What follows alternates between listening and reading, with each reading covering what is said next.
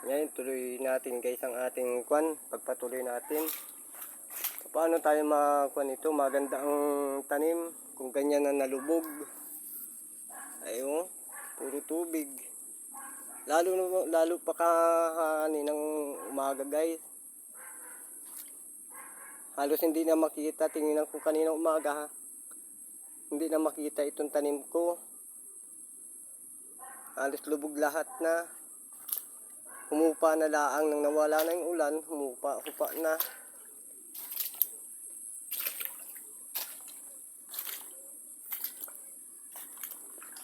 Hindi ko na napakinabangan yung talong guys. Talagang umano na siya.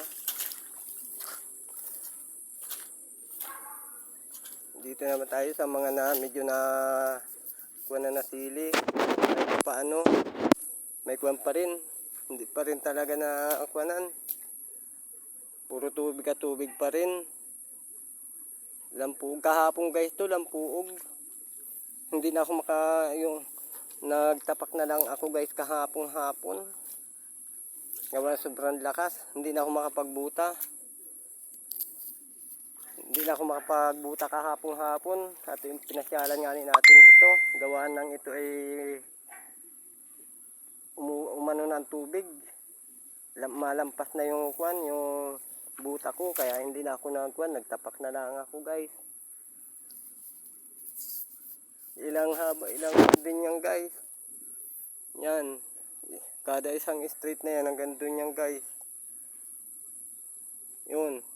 Halos banda rin ng saging na yun. Doon sa puno saging na malaki na yun, na marami na yun, hanggang doon yan guys. Tapos ito, hanggang doon din yan, pare-parehas yan guys. Sayang nga, may mga bunga na siya oh. Kahit pa paano, marami na siyang bunga. Sana huling ulan na yun, wag na umulan man siya, wag na lang masyado malakas guys. Kawawa naman ang tanim ko. Yan. Ito rin guys oh. Nilagyan ko na ng para hindi magdamo, kaso tinubig naman. Wala tayong mapapala dito. Sana hanggang doon na lang. Sayang at nag-abuno pa naman ako nung nakaraan. Ewan ko rin lang. Pagka-abuno ko, biglang mula naman. Kaya ito nangyari. Ang talungan natin guys, oh.